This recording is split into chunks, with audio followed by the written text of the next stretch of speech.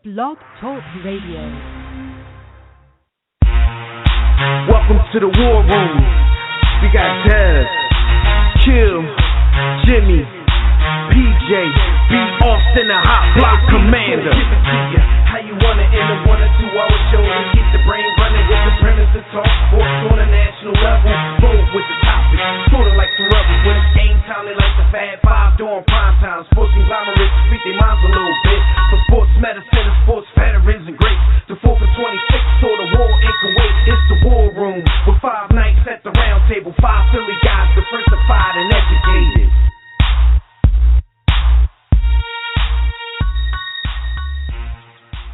War Room Nation, you are once again live in the War Room, brought to you by War Room Sports on the WRS Podcast Network.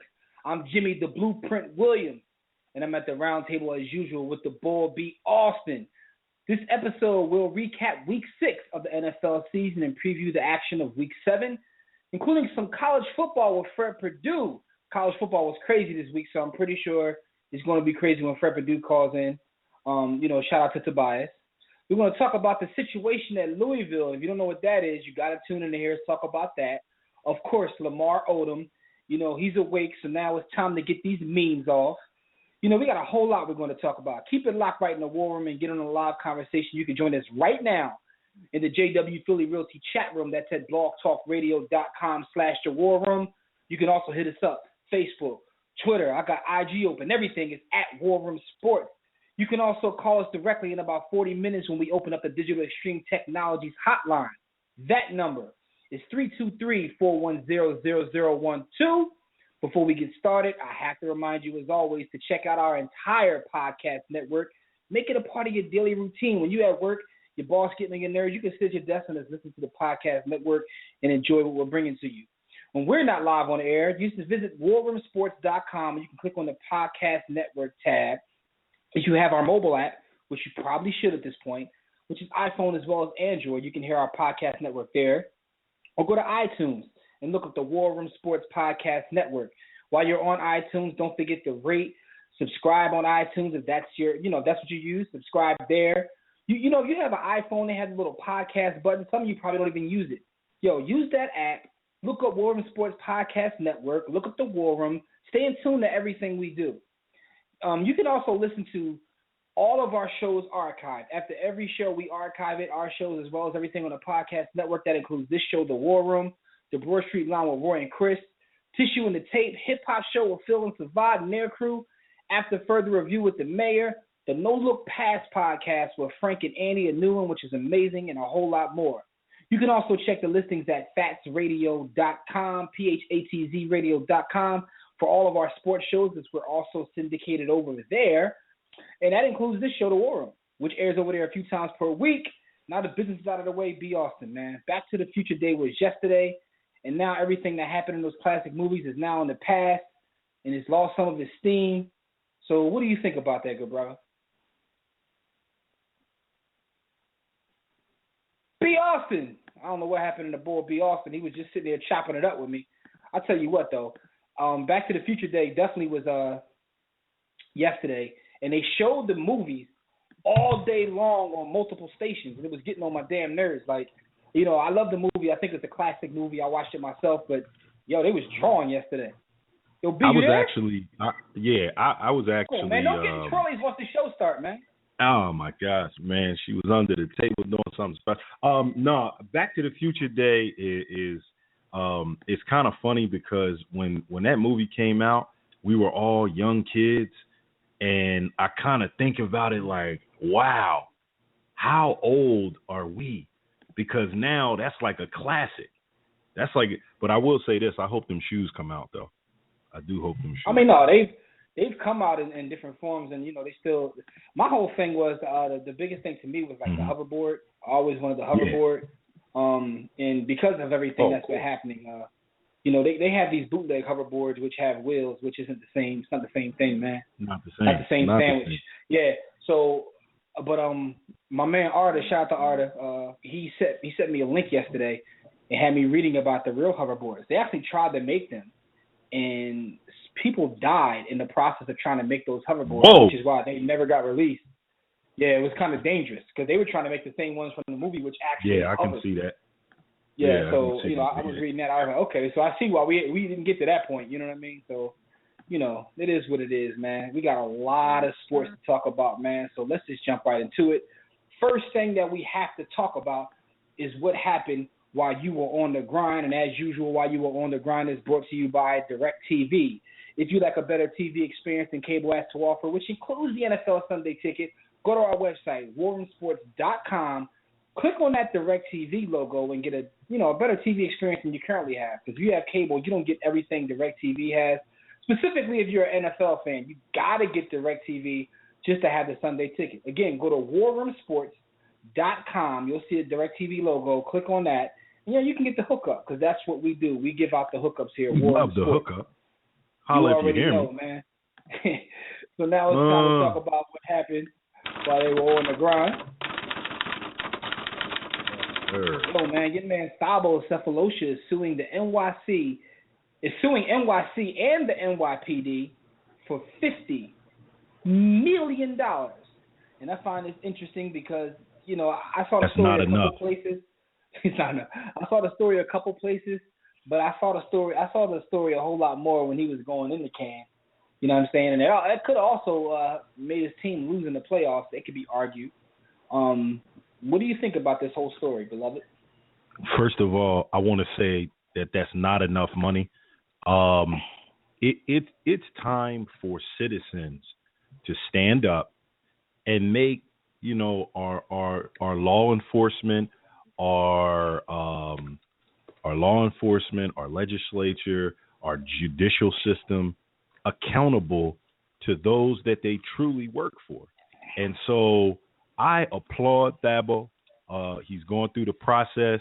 He took an ass whooping, undeservedly so, and now he's in a position to put the screws to the city of New York, the city of New York, and the New York Police Department. I applaud him for the steps that he's. I really, if I was able to kick the Willy Bobo to his legal counsel and him, I would say it's not enough. I think that you need to increase the amount by $70 million. I think he should go for the gusto. I think he should put the screws to them. I think he should make them feel it. And I also think that he should include a fund. Now, this is just me on my social justice move.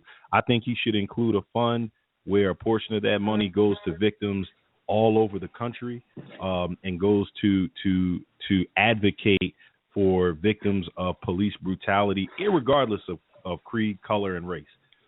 Just anybody that goes through the terror. Don't get me started, man. Listen, I feel as though police, they're not all bad. First of all, they're not all bad. I think that there are people out there that join law enforcement to do a good job and protect and serve the community. But I think that in this country, law enforcement at the community level, the system, there's a systemic issue and institutional bias and flaws that prevent those good police officers from creating culture that is positive towards the citizens they're supposed to police and protect. So while I think there are good officers out there, I think the culture and the institution itself is effed up. I think if you look other countries, other developed countries in this world, like England, for example, the UK, the cops don't even carry guns. They don't even carry guns. So I think that there's a different mentality in different developed nations as opposed to this Wild West thing that we're kind of built on, and the gun comes first, and police have to then at that point feel, well, my life is threatened, and then you have the whole, you're policing people in a community that you don't live in and that you don't understand. You have biases. Yo, I could go on literally and do an entire show. Yo, you went in. I'm sitting there listening to you like, so I forgot this was about Sefolosha. Yeah, back to Thabo Sefolosha. I don't know whether his injuries are permanent or not. That's what he's claiming. Irregardless of that, yo, your suit number is too low, B. 120. 130, Yo, 150. I'm sitting there like, what the hell are we even talking about? My man B. Austin and got a little platform, and then, but that's what we do, though. Yo, that's what the word. Don't accept mediocrity and be steadfast in the war against police ignorance. Yo, I have no thoughts after that, man. B. Austin just, body bagged the topic. So I'm just going to move on to the next topic I want to ask you about. Yo, go Thabo Cephalosha. You're a bum on the court, but you're a champion in the fight for justice, man. Get him. Justice or else. Hashtag.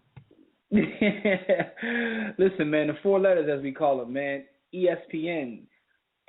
It's a story that just dropped. They're supposed to lay off 350 employees, including some 6-figure earners, man. What's up with the worldwide leader, B. Austin? Yo, you got to understand that there's actually a cluster of companies. At the top of that cluster sits Michael Eisner, the head of Disney, and underneath that is Disney, ABC, and ESPN. And they're a huge, huge multi-billion-dollar conglomerate.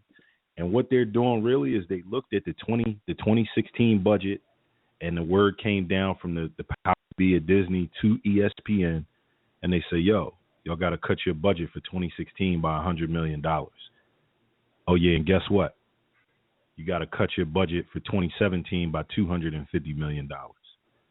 So what does that mean? That means that, a company like ESPN makes their primary revenue generator is ads and sponsorship. So to me, that means that their product that they're putting out there isn't reaching the people in a manner that commands the advertising dollars the way they need it to. So that means you need to review and revise your content, the way it's curated, the way it's produced, the way it's marketed and advertised and brought to the people. And you need to hire War Room Sports to go ahead and set up your plan and create content, produce content. Yo, give us that deal. We'll do it for half of what Bill Simmons would have. That's my thought. Yo, I found it interesting. I read the same information about them having to trim their budget. Skyview has a point in the chat room. They're charging too much on cable, and they had a huge loss of viewership. The thing about that's real. That's real, Skyview, because there's so many ways and places to get information now that people still love TV. We still love radio, but you can't overcharge because it's competing with the digital, and the digital is far more accessible and far more affordable. So I feel you, Skyview. But the thing is, they've tried to stay active digitally because, it's interesting, right? You have a son, a daughter, a couple daughters. I have nephews. I don't have kids, but I have nephews, and I try to see how they consume media. And my nephew doesn't even watch TV. He has no interest in it. His thing is YouTube. His thing is on tablets, digital media. But the thing about ESPN, when you think about it, they try to stay ahead of the curve. They're very active digitally. But at the same time, there's so many things. I remember back in the day, ESPN was one of the only places you can go to get sports. Now, I can get my sports without ever having to watch SportsCenter. It's a little different now. There's a lot of competition for one. But I wonder what would happen. Here's what I'm getting at. And shout out to Leroy, he brings up a point too. Some people just stay on Twitter, get all the news from Twitter, which is a great point. I wonder what would happen if ESPN took the HBO route and just went independent of the cable companies, where you have people who are cord cutters could just pay a monthly fee, sort of like the Netflix model, but obviously they would charge more than $9 a month to get ESPN. I wonder if that would increase revenue. Thing about it is, when you talk to a lot of cable companies, the only advantage of having cable is for like an ESPN or HBO, which is why ESPN and HBO charge like 10 times what the other channels charged it, be put on cable stations. It's interesting. It's very interesting to see what's going to happen. You never like to hear about anyone losing their job. But another thing about it being so many places to do this kind of work is, Fox is trying to build up their thing. CBS trying to build up CBS Sports. So there's places for them to fall that there wasn't in the past as well. So, but sports is a huge business, so we'll see what happens. Just thought the story was interesting because they are considered, the worldwide leader. Well, to your point, I think that they've invested a lot in their digital and interactive platform. I just think they pulled with them the heavy weight of broadcast. And I still think broadcast is, as of today, the largest medium. It's changing the way people are consuming, and then you're looking to the future generations on the horizon who aren't necessarily engaged by broadcast. I would say TV, as we know it, has a lifespan. And this is just me. This is me pontificating and my conjecture. This is not the views of War Room Sports or any of my brothers, but TV has a life of another 20 to 25 years the way we presently consume it. It may even be shorter than that, but as we presently consume it, 20 to 25 years. Once you get beyond that, see, it's not even so much that your nephew or my son and daughter, because my son is the same way. He lives on YouTube. Now, he watches TV, too, because he's very into sports, so he's going to watch NBA, and NFL, MLS, Premier League, and Bundesliga soccer, so he's into that. So he still picks up the TV. But like your nephew, another 50% of his time is spent consuming via YouTube. So now they don't spend money yet. So what you're doing now is planting seeds with them so that in 15 years when they do spend money, now that platform is a monetized platform. So I think ESPN really is just trimming the fat, really. There's nothing to me that would indicate that they are falling off the face of the earth or they're in serious trouble. I wasn't trying to indicate that. I know you weren't. Yeah, but the numbers are staggering to the layman. The numbers are staggering. Yeah, but I'm just saying, because even 20 years, I'm not even sure about that. I mean, I think it could be shorter, man. I mean, Moore's Law tells us that it could be a lot shorter than that, man. If you look at the way you're still going to be making seven figures in 20 years, though, Jimmy. But here's my point. And our generation. No, but here's my point. My point is, I think that ESPN is doing a good job of planting, as you say, planting seeds to stampede the globe. So even if that it isn't 20 putting the beast to rise like yeast. Pablo Cephalosha conquering the street. I think they've done a great job of basically, this is sort of like Game of Thrones when you talk about business, man. It's like they've done a great job of looking towards the future as well as dominating in the present. So I think that even if we were to say not utilize TV the same way, they're in a good space. I mean, their brand is what it is. And we can do a whole show talking about this. So let's just move on with that. But I just think the story was very interesting because 350 is a lot of people, man, especially when they start talking about six-figure earners. Anyway, another story that hit the news this past week is Marshawn Lynch, who's been in the news for drag racing, helping people with the 401k, and he also partnered with Starbucks to create Beast Mode Frappuccino. What do you think about the week Marshawn has had? All the various stories which show the dichotomy of Marshawn Lynch, because they're all over the place. The dichotomy of the man. Let me just say, if you're tuning in for the first time, or if you're an old school listener and been supporting us, we thank you. But if you're tuning in for the first time, you got to understand that B. Austin, I'm going third person on him, brother. B. Austin is a heavy Marshawn Lynch supporter because my man got to the podium during media day at the Super Bowl and said, shout out to all my real Africans. And he had on the African beads, the African pendant, wood pendant at that. No gold, no silver, no shines. And he's really, really, really about that revolutionary, I was going to say Marcus Garvey, but black nationalist life. And I kind of support where he's coming from because I think that he's a highly intelligent brother. Alibi still in need of some guidance with his personal behavior, but I'm not gonna knock him for the drag racing because it could be allegedly some of the members of this show still drive fast.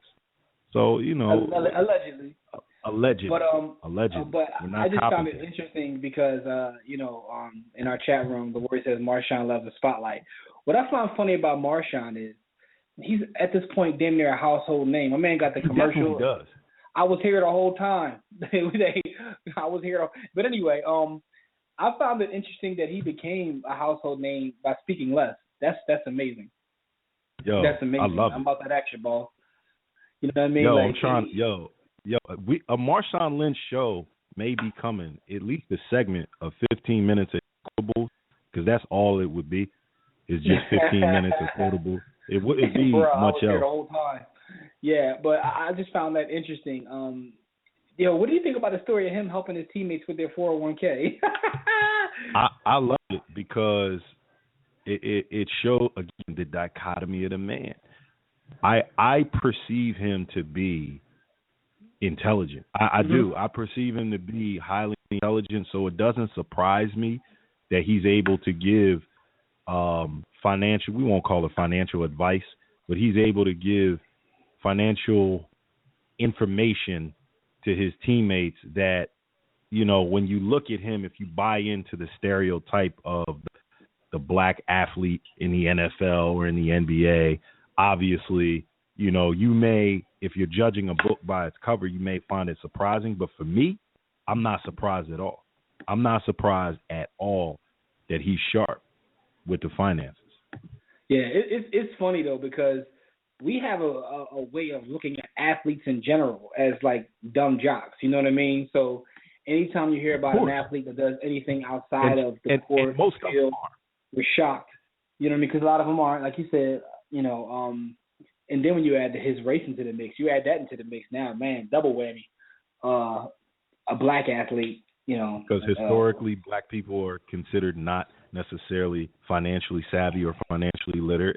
There are of course things that dispel that, but you know, there are also things that perpetuate it and confirm it. So to me, I like the story because it does those two things. It dispels the myth, and it also lets you know, don't necessarily read a book that's cover. But then this whole week is representative of who and what Marshawn Lynch is to me. Yeah, the whole week. Yeah. You know, it's you can be both things, and that's the thing. Outside of pigeonholing him as an athlete, as a man, like no man is one way all the time. You know what I'm saying? You shouldn't be that. Well, you know, I have a whole chapter on this in my new book dropping next month. We'll get into that later. But War Room Sports Publishing. Jimmy is an author. I'm an author now. So ladies at me. But listen though, Marshawn Lynch had an amazing week. But I want to ask you a question about this. Brother Chris Webber is going to teach a master's course at Wake Forest. It's about sports as well as storytelling. The funniest thing I saw on this is shout to the homie Hub on Facebook, Hub Roberts. He put his first post when this week went up was like I guess the first question the class should ask him is why did he call that damn timeout. I thought that was pretty funny. But what do you think about the brother Chris Webber teaching a master's course at Wake Forest?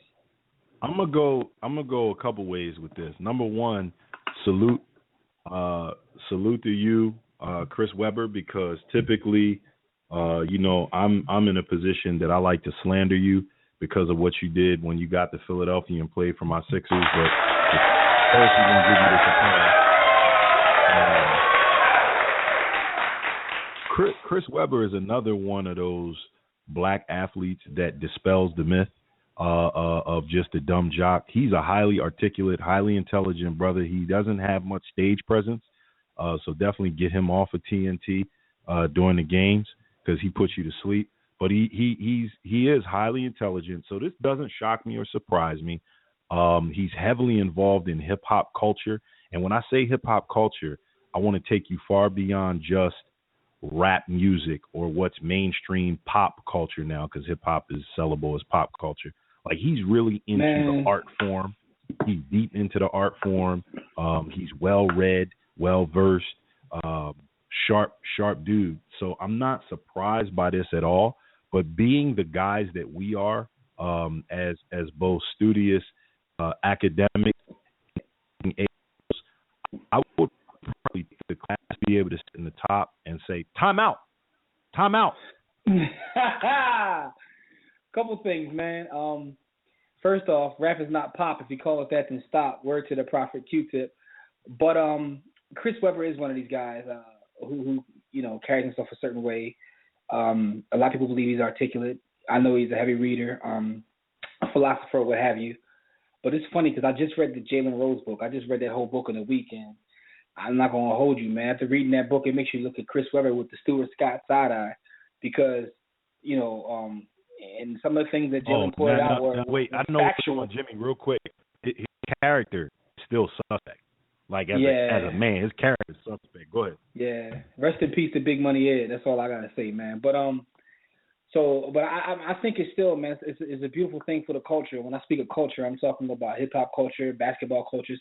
It's a big deal that he's doing this, because again, we just talked about how athletes are pigeonholed or considered one thing. So to see people, kind of operate outside the box is a great thing, man. So salute to Chris Webber.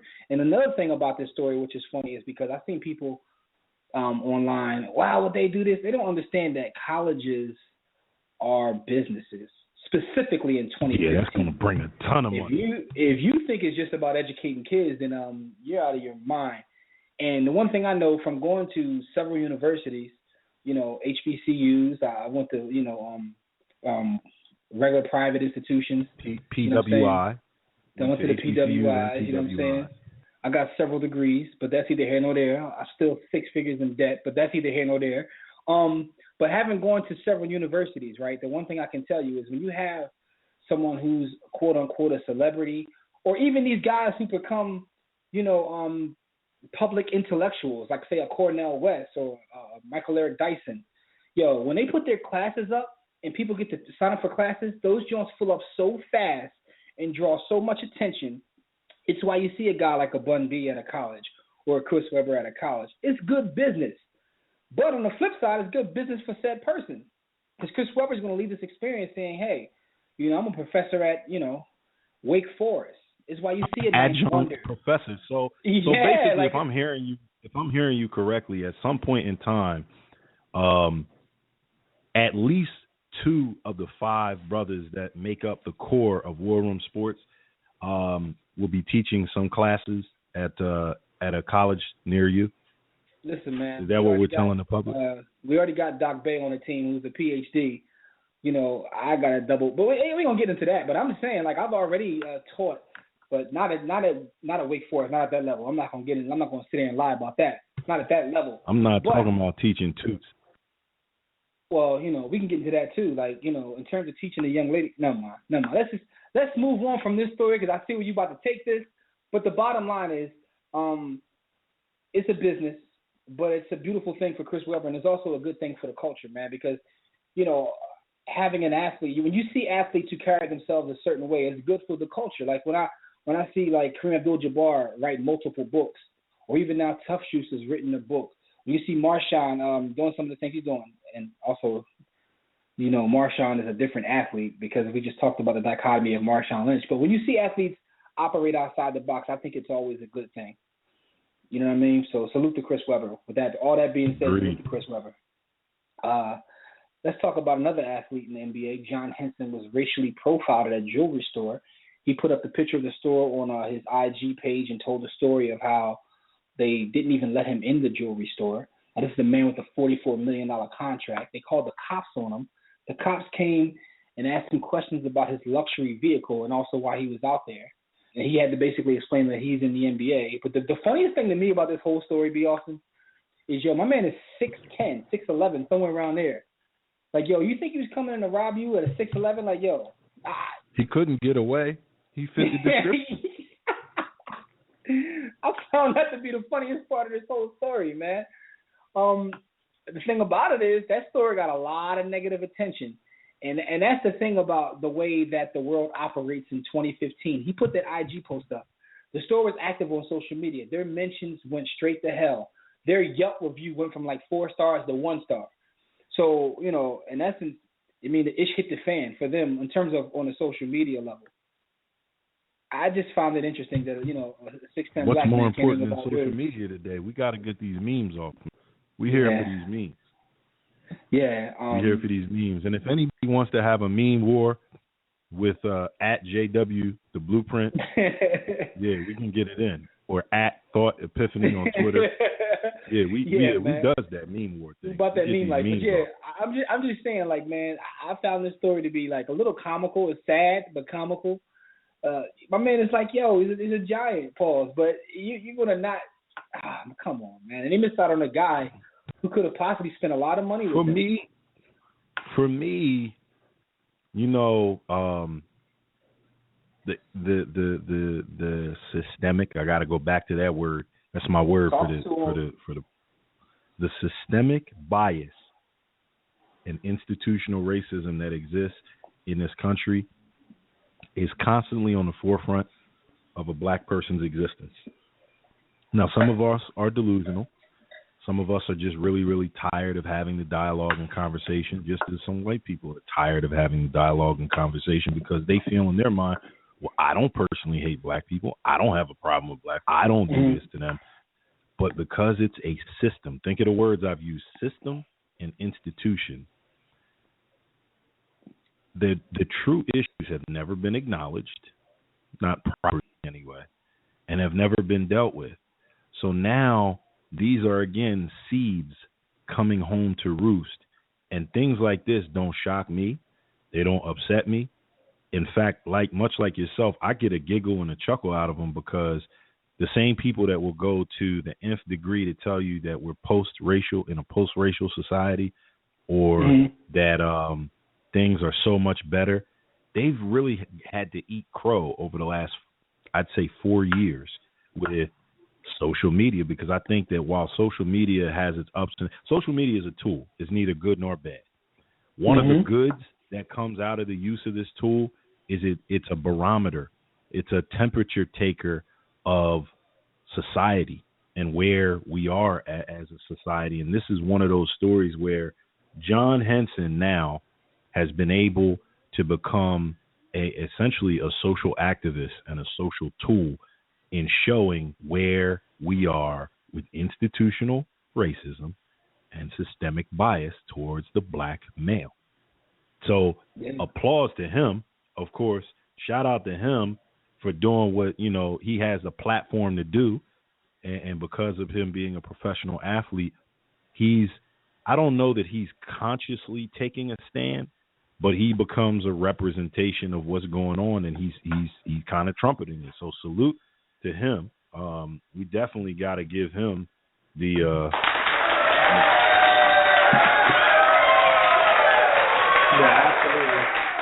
but none of us get irate or get mad or get emotional about it because this is the usual. This is typical. This is what goes on. Listen, man. It's the experience.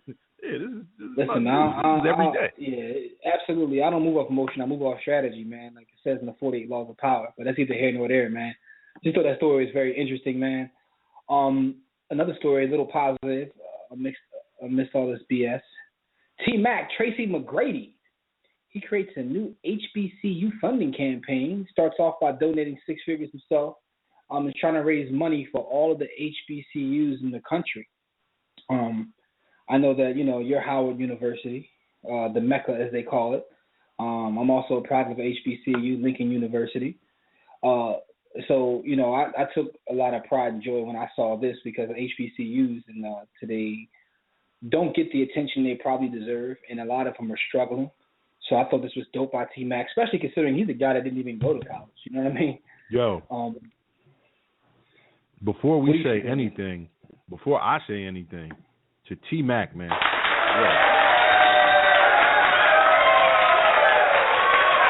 This is turning into a no JoJo and highly applause-worthy episode or segment right now. And yo, T-Mac, man, salute to you.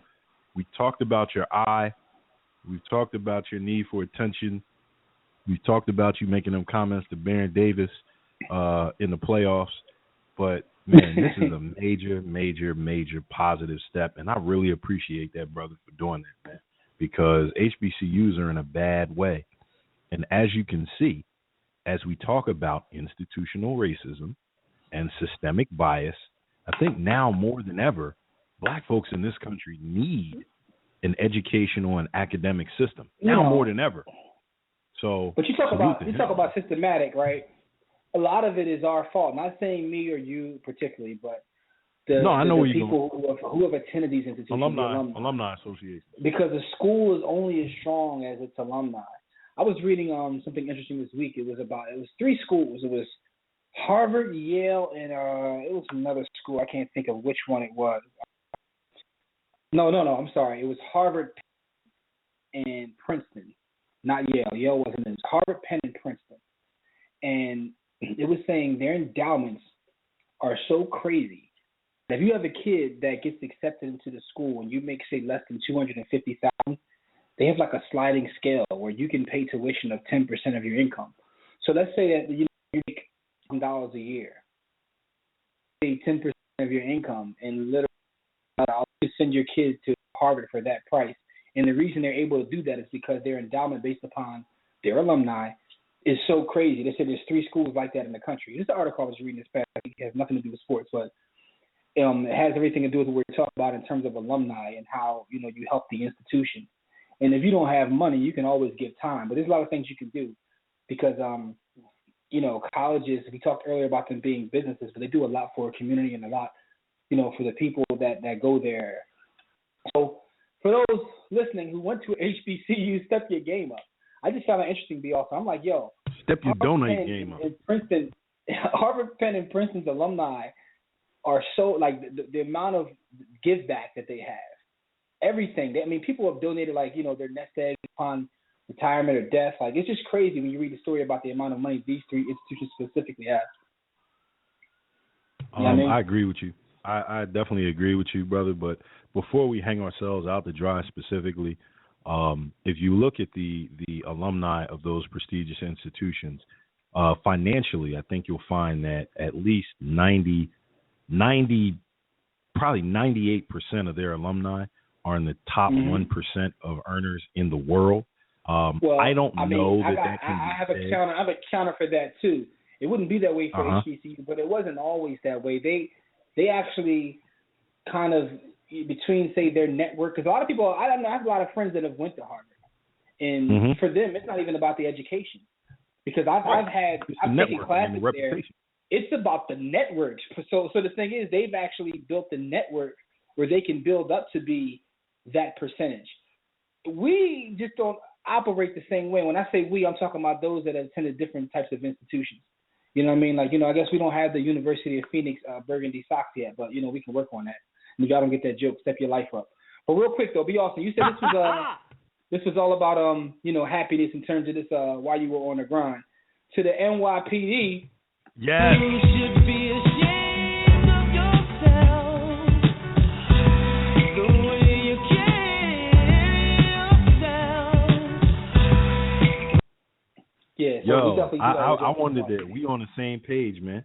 We on the same page because that's exactly where my JoJo was going as well.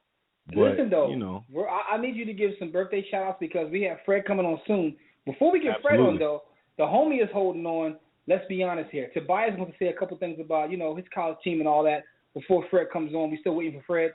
So give these birthday shout-outs so we can hear what Tobias has to say because I know he has to talk a little bit of trash about his squad. Absolutely. And before we leave this segment, just really, really quickly, we have to give another JoJo out, and I'm not even sure that you picked up on it. But, Starbucks, y'all get a JoJo too. You should be ashamed of yourself, the way you carry yourself. Yeah, the Beast Mode Frappuccino, that's JoJo worthy. That's definitely JoJo worthy. So now, birthdays are, of course, brought to you by Digital Extreme Technologies. Do you or your business need a custom website? Well, for dynamic, professional, and most of all, affordable custom website solutions, you need Digital Extreme Technologies. No need to break the bank for an effective online presence. Top quality, results-driven websites at incredibly affordable prices. Financing options are also available. Visit digitalextreme.com or call 267-205-4203. And for discounted rates, be sure to tell them the generals at War Room Sports sent you. Yo, cue my birthday soundbite. Absolutely, good brother. Before I do that, one quick thought I just saw come across in reference to like HBCUs and the whole thing we were talking about with colleges. In our chat room, it says, "What if we can get the black athlete to go to HBCUs? How would that change the trajectory?" It's too late. It's too late, and that's something that we'll do a show on.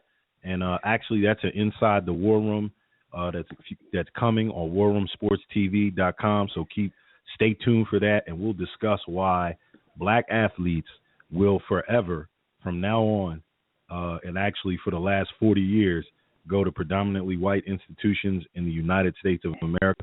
We'll talk about that. So stay tuned. Yeah, and by the way, Leroy, I know that you put that post in there. There's a great book by William Roden, $40 Million Slave, that deals with that as well. And, you know, but that's neither here nor there, man. It's time to get his birthday shout. Yay! Absolutely. Heath Miller, the great tight end, turns 33. I don't know how great he is, but he is a tight end. Robinson Cano turns 33. Dion the Gun, overrated, shouldn't have been Glover of Atlanta Hawks infamy, turns 37. Why was he in the league? Anthony Pig Miller turns 44. I didn't know Anthony's middle name was Pig, or nickname was Pig. Ichiro Suzuki turns 42. Otis Smith turns 50.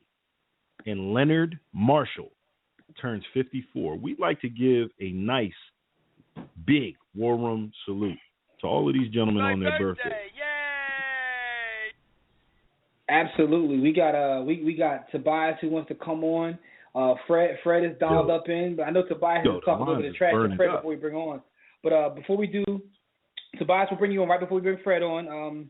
B. Austin, how can people get Absolutely. Absolutely. Check out our website at warroomsports.com. While you're there, be sure to sign up for the War Report, our company newsletter. Click on the Contact Us tab to send us a message about our company, our show, or to inquire about sponsorship and advertising opportunities, or to join the network. For general inquiries, email us at info@warroomsports.com. While you're browsing the site, click on the Memorabilia tab to buy War Room Sports merchandise. Get that WRS t-shirt. You got to have it. It's a necessity in your wardrobe and sartorial apparel game. It's a necessity. Click on the blog tab to read our latest articles in the All's Fair in Sports and War blog. Then click the respective icons and tabs to like our Facebook page, to follow us on Twitter, or to subscribe to our iTunes podcast, or to watch our webcast on War Room Sports TV. Also to listen to the War Room Sports Podcast Network, and to download free the War Room Sports mobile app to get everything that I just mentioned on the go in the Google Play Store or in the Apple Market.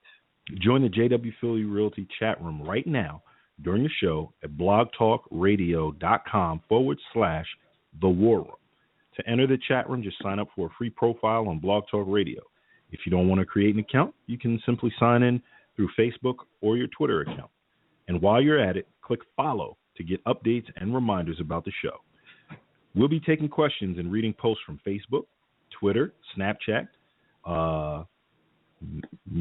and all other forms of social media. The chat room. I was going to say Tumblr, and I thought better of it. To call in and speak with us, dial the Digital Extreme Technologies hotline at 323-410-0012. Press 1 when prompted. If you're already listening from your phone, just press 1. It's like raising your hand. One of the professors will call on you. What's going on in the chat room? I know we got activity all on the phone lines burning up. Yeah. Let's get to that, though. I just, giving Leroy the name of that book. It's a pretty good book about what we talked about. But there's a lot of college was off the chain last week. Tobias rolled the entire and waiting for a minute. Let's get him right before we bring Fred on. Because I know Fred, has to make up for his picks last week. Tobias. Yeah. But anyway, roll tide. Fred is listening right now, so he's going to hear everything you say. So make sure you talk to Fred, because Fred did pick against your squad last week. Before I get on that, first couple of things. Y'all need to play a JoJo for Lamar Odom and James Harden. Which one of them? Also, yes. Hey, I would have loved for Warren Sapp to be recruited by Rick Pitino at one of the Louisville recruiting parties. We'd love to see how that would have turned out. Amen. And to John Henson, black people, I'm talking to you, black people. Uh-oh. This stuff wouldn't be going on if we had our own stores like this, if we had our own. Oh, we wouldn't be having these issues. I didn't even come to that point, but, Shout out to Black Wall Street. Shout out to Black so Wall Street. if we had our own, we wouldn't be worried about begging, including all of y'all. But we talk about the ones who keep this system up. We won't be out here begging them to be nice to us and treat us with respect. So in their stores, we shouldn't be worried about spending money in stores where people don't want us in there. But anyway, back to my Alabama Crimson Tide. I've been telling y'all, Texas A&M is light in the side to stop the run. Mm-hmm. Pass rushers. This is true. Other than that, when those lights shine bright and that sport, we got to turn that out. He shook up, and I know that defense played all right, when the center of Alabama went out. But let's be honest here, if Christian Kirk didn't get that kick return, and Cyrus Jones that fumbled that ball kind of like a loaf of return, Texas A&M might not even score the touchdown. And that's a high-power offense that everybody keeps saying Nick Saban can't stop. Yo, wasn't it? That's why I was giving you the opportunity. Fred is listening, man. Fred was talking about how they quarterback. Yeah, that's all I know is that. All I heard was everybody making like Alabama turn to Auburn or Tennessee or somebody, But my thing is this: I still hate the quarterback. He's hot and cold, but the one thing I liked about Coker, when he took hits, he ran over people. That showed something. But I'll say this. Leonard Fournette's going to have a hard time running for 100 yards against Alabama because of one reason. You said 100? Oh, you said 100? Yes.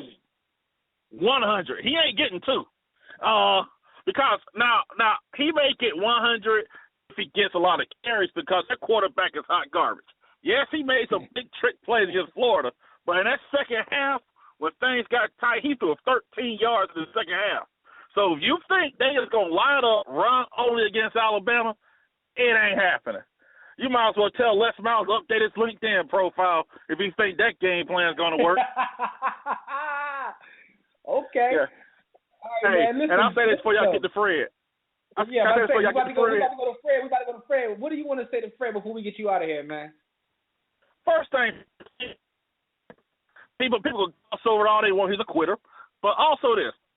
I like Fred, man. Me and Fred cool, man. Hey, the thing is that a lot of people just go by, what like Alabama lost some games on spread teams. But the thing I've always said was, Alabama. Well, I don't know when the last time I'm a fan when Alabama played an A game and they lost. These teams had to beat Alabama playing that A game, and Alabama kind of slip a little bit. So I believe they'll beat LSU. Now, I don't know what will happen in the playoff because I don't think Baylor should get in with that weak non-conference schedule. Honestly, I think they've been playing with HBCUs all year. But anyway, no disrespect to them. But I just want to say this, man. Fred, I'm glad you came over to the light, man. You're seeing the power of Nick Saban, seeing the power of Alabama, baby. And I agree with you, Fred. They got to fire Al Golden, man. It's over, man. It's just over. No doubt. Tobias, as always, man, thanks for your support. Thanks for your call. We're going to get Fred on the line now to respond to some of the things you said. But, Tobias, man, salute, good brother. All right, peace, guys. All right, Tobias. Let's be now, honest here. Hashtag. From About.com Sports, we got the homie Fred Perdue, F Purdue Sports. What's going on, Fred? We going back over your picks last week and some of your predictions, man. What's good? I'm listening, and I have to say one thing. Every now and then I go against Nick Saban, and I usually am right. This time I was wrong. The last time I did it was Johnny Manziel's freshman year, and I just took it on a whim, and I just saw something. And that's the last time I've done it. I won't ever do it again, especially with Texas A&M. It won't ever happen again. Second thing, LSU running back Leonard Fournette will not have 100. He may have 100 yards if he has a high volume of carries. Otherwise, you might as well just put this game as that outlier in his career, in his season, because you don't beat Alabama in a phone booth. You just don't. Okay. All right. But you made some other picks too. But you know what I'm gonna do is I'm gonna go over all your picks on the course of the year, Fred. Because we let you get away with murder Excuse me, but that's about to stop. That's about to stop, man. I'm gonna start calling you on your BS, man. But I'm gonna let you rock this week. I'm gonna let you rock this week, man, because there's some questions and some things that I have to ask you about, what's going on in college football. Like I said, it was an amazing week last week. But the biggest story was a Michigan blunder. Michigan pretty much had the game won. That was a big game with Michigan State. We talked about that. What's up with that, man?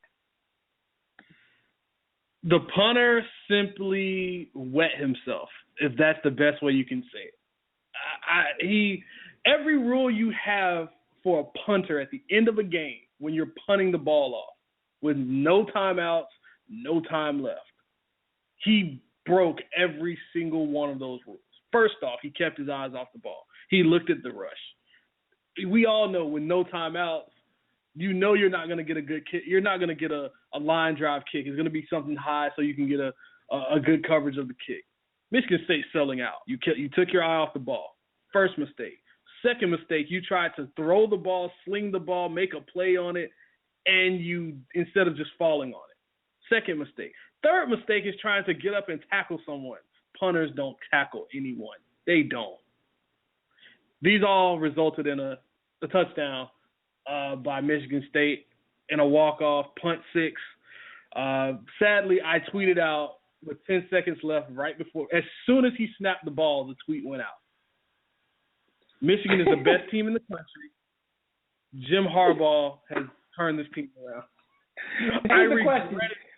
Here's the question. I'm not one of those people that delete my tweets. My tweets are still there. Okay. I don't know. You know what I'm doing right this second, right? As you said that. You're looking for that tweet. I'm on Twitter looking for that tweet. I just want to make sure you ain't going to erase that, man. Cause I don't erase my tweet. Anything I say, you can find it. That's hilarious. Yeah, so that was one of the biggest stories. Michigan was going to be my number 1 team in my initial top 4. Wow. Overall, before we get to your top 4, what do you think about Ohio State, speaking of them, and their quarterback change? I've been advocating for this all season, from preseason, since spring, before. You don't lose your job based on injury. Urban Meyer, your job is to win college football games and win national titles. Your job is not to prepare a guy to go to the NFL, especially in an offense that does not prepare you to go to the NFL. You run the football, you run speed option, triple option, veer option. If you've forgotten how to win games, go back and watch your Florida tape with Tim Tebow. Then put Braxton Miller in at every now and then at quarterback, mix it up. JT Barrett should have been your quarterback from the day the season started. Yeah. He can read coverage. The basic functionality of the quarterback position is reading coverages. JT Barrett can do that. Cardale Jones can't. I'm not gonna go as far as he can't read a book, but I'm not gonna go that far, but his coverage, his ability to read coverages are very, very bad. Very, very bad. If he can't throw the ball up to Mike Thomas deep, Jalen Marshall deep, scramble out and just make a crazy play, that's the extent of his abilities right now. He can't throw down the seam. He can't run zone read option. He doesn't have the quick twitch ability to do that. If right now, like I said earlier in the season, when everyone that said Cardale Jones, first round pick, all of this way back last year, if he came out, I would not touch this guy with an undrafted priority free agent phone call. Wouldn't touch him. Wow. Now you see why. Wow. I'm not even gonna comment on that. I'm just gonna let's see where everything falls through. But some strong come words. Find me, Purdue Sports. Ohio State fans, come find me. All right. So your top 4. What's your top 4 right now? Simply because they are the defending national champions. They are undefeated. I'm going to put Ohio State at 4. Mm-hmm. I'm going with LSU number 3, Alabama number 2. And I hate saying this. I don't like leaving teams out. But right now, Utah is number one, simply because they've gone through. They've knocked off Michigan early. They've knocked off USC. They will knock off USC. I'm sorry. They will win the Pac-12. They've knocked off Oregon, a bad Oregon team, an unranked Oregon team. Michigan, you had number one, and they didn't deliver with 10 seconds left. They couldn't finish the job. Yo, man, you forgetting one school though, man. You forgetting Temple University, man. No, not yet. Undefeated, man. When they wipe the floor with Notre Dame, what you gonna say then, man? I'll say, Matt Rhule, you need to go after a new job, and Temple needs to bring Al Golden back. Anything to get rid of Al Golden. Listen, man, before we get you out of here, some games you got to get your picks about. Number 6, Clemson versus your Miami Hurricanes. Who you got in that game? No bias. No bias. Clemson University. Miami has a very hard problem on their hands. They've already lost Raphael Kirby to an injury, to a knee. Starting linebacker. They're really thin at linebacker. Their running game hasn't been spectacular. Brad Kaya looks great, but everyone else doesn't. Clemson's Deshaun Watson is the guy. If there was no Leonard Fournette, if there was no Trevon Boykin, if there was no Seth Russell and the rest and Devontae Bookers of the world, any of those players, Deshaun Watson would be my Heisman guy, my number one Heisman. If not for like 7 other people you just named. Anyway, man, for 7 other guys that are forcing him to wait his turn, I would take Deshaun Watson, and I love Deshaun. If not for a gang of people, I pick B. Austin for Heisman. But listen though, we got Tennessee versus number 8 Alabama. Alabama's back at number 8. Who do you got this game? I'm sorry, Nick Saban. I'm sorry to doubt you. I won't ever do it again. Roll Tide. Yeah, we know you ain't gonna go there this week. All right, how about Western Kentucky versus number 5 LSU? LSU is going to win this one, but for me, it's not the LSU team at all. It's to highlight Brandon Doughty, Western Kentucky quarterback, number 3 in the country in touchdown passes. He led the nation in touchdown passes last year. Their offense will put up a fight for about a half, and then LSU, who has 19 sacks on the season in less than 7 games, will take over, and Leonard Fournette will run wild for 200 yards. LSU. Okay. All right, cool. Next game, we got number 18 Memphis, who looked pretty impressive last week, versus Tulsa. Memphis, really, they put it to Ole Miss. Ole Miss is a fraud.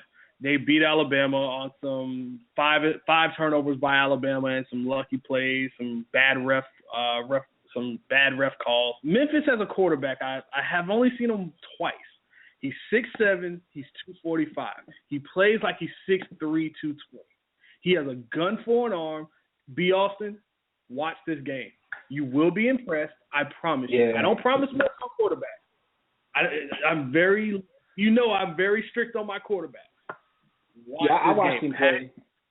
Paxton Lynch will amaze you. He won't be a first-round pick, but he will be a guy in the top 100, top 120 guys in the draft. Coming out, he will impress you with his legs as well as his arm. Yo, is he going to be the next Ryan Mallett or no? No, see, he's not Ryan Mallett. That's the thing with him. Ryan Mallett is a bit of a stack.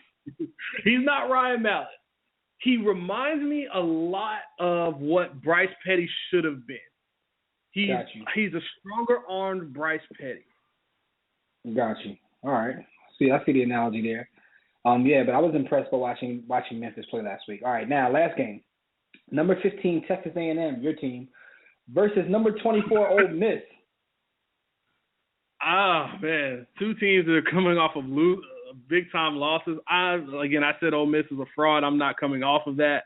Ole Miss's defense is okay, but I don't trust their offense. Chad Kelly looks okay when he's playing bad teams. Well, this isn't a bad team. Myles Garrett gets to go up against Laramie Tunsil. This is going to be the matchup you're going to want to watch. Myles Garrett is going to be the top defensive end next year. Laramie Tunsil may be the number 1 offensive tackle. He may be a top 5 pick. He's the same offensive tackle that was suspended due to his father his stepfather pushing his mom, and he got into him. He's that same offensive tackle. He's back after 7 games after being suspended for taking some impartial benefits. Keep getting that money, man. Just keep getting it. But do what you got to do. Do what you got to do. No doubt. But I got to take Texas A&M. I like their offense enough. Myles Garrett won't go completely crazy, but Laramie Tunsil won't completely stop him either. If they lose to Ole Miss this week, you going to finally give up on Texas A&M or not? If they lose to Ole Miss, I might have to, because Ole Miss is the biggest. They are the only team in the top 25. I'm sitting here like, why are they there? You don't struggle with Vanderbilt, get blown out by Florida, get blown out by Memphis, and still be in the top 25. I'm sorry. Got you. All right. Well, we got your picks in. Like I said, I'm gonna start calling you to the carpet about these picks, man. We be letting you ride sometimes, man. You be saying some outrageous stuff, man. We gonna start getting at you, man. But as always, definitely thanks for calling in. Thanks for your analysis of these games. We look forward to hearing some more from you. Tell the people how they can get in touch with you. Before I do, Jamie, I got to tell you one thing, and I know this is going to shock you. Uh-oh. New England loses Sunday by 3 to the New York Jets. It's on record. Save that, man. We gonna bring that to another show, man. That's interesting. Coming from you, the Patriots lover. Yeah, I'm just putting that out. That's my one thing this week. I'm just giving it to you early for the people that don't catch the show. Well, cool. Well, tell the people how they get in touch with you, man. You guys can check me out on Twitter at FPurdueSports. You can always check me out at about.com, at collegefootball.about.com. You can check me out with the War Room Sports crew doing Field Vision. Make sure you check that out big time. So I'm all over, man. I'm just all over. No doubt, man. Fred, as always, man, thank you. Thanks for calling in. Thanks for giving us your picks, man. And, we'll see you on Field Vision in a little bit. All right, guys. Thanks for having me on. All right, take it easy. Yeah, man, college football was crazy last week, but we definitely have some hot topics to get into. And for those who don't know, Hot Topics are brought to you by Audible. If your schedule is too hectic to read as much as you want, try audiobooks and kick back and let someone else do the reading for you. Visit audibletrial.com/warroomsports and we'll hook you up with a free audiobook. You don't have to keep the service, but if you want to try a free audiobook, it's on War Room Sports. That's audibletrial.com/warroomsports. As I just mentioned, the Jalen Rose book is on there. If you're interested in the Fab Five or Jalen Rose or just basketball in general, I thought it was a pretty good book. Finish it on Audible. So that's audibletrial.com/warroomsports. B. Austin, we got some a lot of topics we want to talk about. First thing being Major League Baseball.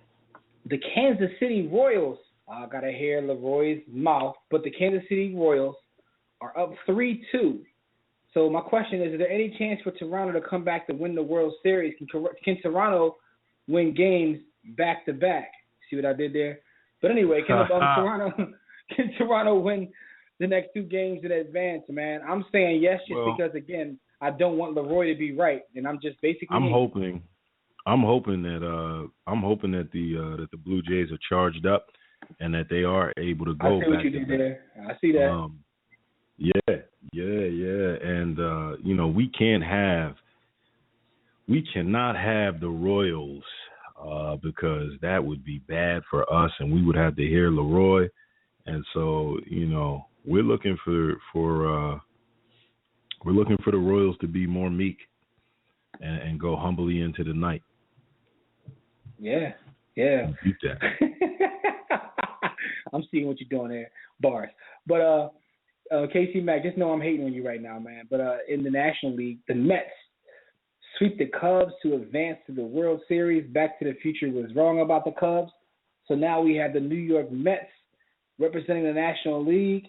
And, this is going to be an interesting World Series, regardless of who wins. Like, the Mets versus the Royals or the Blue Jays, like, who picked that? Nobody picked that. And if you said you picked that, you're a damn lie. But what do you think about the Mets repping NY? All I know is that somewhere in paradise, heaven, or the great beyond, our homie, friend of the War Room, even though he's never been on it and never met any of us, Sean Price is smiling because he was a huge Mets fan. Period. Yo, rest in power to period. But yeah, man, it's gonna be interesting to see the Mets represent the National League in the World Series. All my people's out Queens, they love the Mets, so salute to the Mets. Blue Jays, I'm in your corner. Let's go Blue Jays.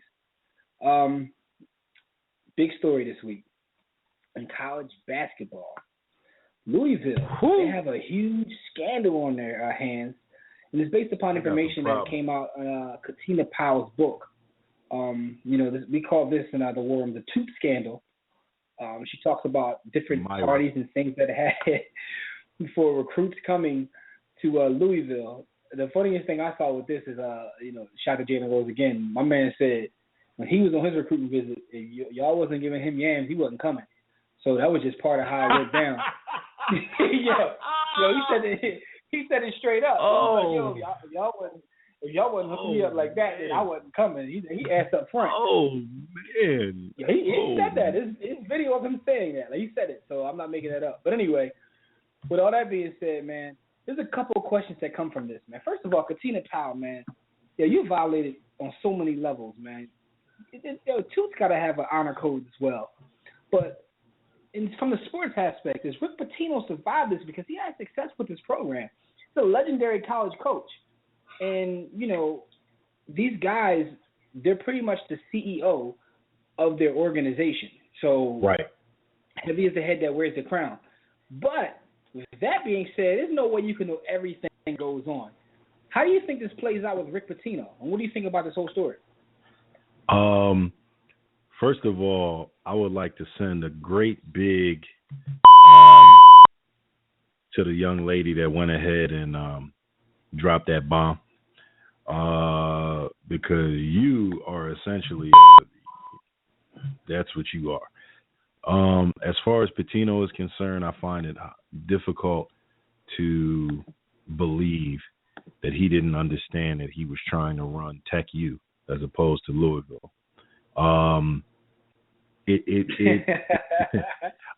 not going to sit here and say that there aren't things that the head basketball coach or head football coach is not aware of in his program, but something as vital as top level recruits coming in that have an effect on your program. Because remember, Pitino, like Calipari, is one of those guys that you go to when you believe that you have an NBA future and want to carry the game on beyond just playing in high school, college, and AAU. And so the quality of the guys that he gets are on another level. They're not going to walk on his campus and he's not aware of exactly where they are, who they're with, and what they're doing. So for me to believe that he is completely innocent and has no culpability in this beyond just not being responsible for his organization, nah, B, we don't believe you. You definitely need more people. We don't believe you need more people. Well, we don't believe you. You need more people. Yeah, man. This story was crazy. I read as many articles as I could. Yo, she was, but the young lady, and to those listening that are going to take a shot at Jimmy and I because we're speaking of the honor code amongst Toots. My opinion is a little different than bro Jimmy's, because I believe that the fact that they're Toots mean that honor is probably out of the window in most cases. But being that she's a mother, yo, you were prostituting your daughter to young basketball players. So already, like, beyond just you being a scum on the bottom of my shoe, like, you're beyond that, because these are your bloodline. You carried them. They came out of you. You're entrusted with protecting and guiding them, and this is what you do. Like, that's my biggest issue in all of this, is that the young lady used her daughters. Like, come on. Yeah. Oh, come on. You're worse than scum, man. You're disgusting. That's true. I mean, that takes it to a whole nother level, man. Like, but you know what's amazing? I was on Amazon that day when the news broke, and before letters were covering it as they were laying off their employees. And I was looking at her book just rise up on the charts because her book didn't just come out last week. Outside the Lines of the report. So she's going to make money doing this, man. Well, So, they're market makers. Once they blow it up. yeah, you know. it definitely takes makers and market makers. But I just think that, man, there's so many ways you can go with this. I know some people want to take the moral high ground. You shouldn't do this to these kids. These are young men, for one. For two, if you don't believe this goes on, they try to show you, in movies in the past how it goes down. You dig what I'm saying? I've been on college videos. Yo, shout out to Tech U, Rick Fox, Jesus Shuttlesworth. I mean, dog, I've been on college tours myself, man. Oh man, don't get fired, as Jay would say. Don't get fired. Yeah, I'm just going to leave it at that. This goes down. You don't even have to be, a big time player going for a team, but if you are, that just adds more to it.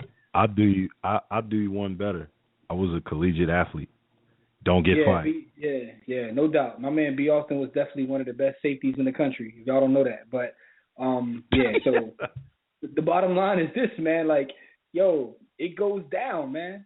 It goes down in college. Period. So I'm gonna leave it at that. But I just want to know, like, for those listening to the chat room and people listening at home on the podcast, does Rick Pitino make it past this? Like, I know on Twitter we said that Pitino knew but didn't. Yes. So the question is, like, because we're talking about Rick Pitino. You know what I mean? It's not like we're talking about Joe Blow as a coach. We're talking about Rick Pitino. So I want to see what happens with Rick Pitino. So that'll be an interesting story that we'll follow. But another story that we have to talk about, state of California, they're the first state. They actually banned the Redskins as a team name in the state. We talked about this a lot with the Washington professional football team, and I'll just say again what I've said in the past, and I'll leave it at that. Is that I believe that Daniel Snyder is going to be on the wrong side of history, and this is a fight that you just need to. It's like, one of the things that your mother teaches you when you're a kid: pick your fights wisely. Like, you can't fight everything, but pick your battles wisely, rather. And I don't know why he's decided to fight on this, because I see the benefit of changing your name, not only from a social standpoint, but even from an economic standpoint.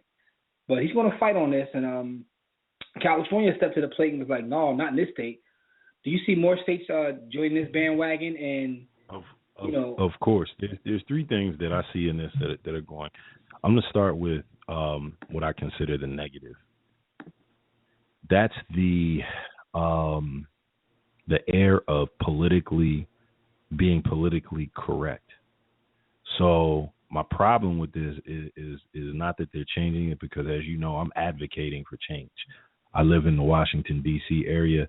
I've refused to call them their name for about 5 years now. They are the Washington professional football team to me, in terms of when people hear or Deadskins or Foreskins or some other disrespectful term that I can come up with.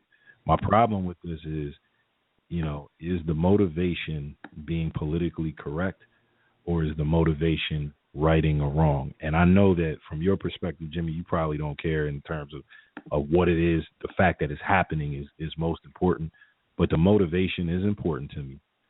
And secondly, I agree with you. I have a problem with society because we have protected classes and minority people that speak to us on this very platform that will fight you tooth and nail about why that name should remain. And it always baffles my mind that you, as a minority person with the history that you have in this country, could defend that name.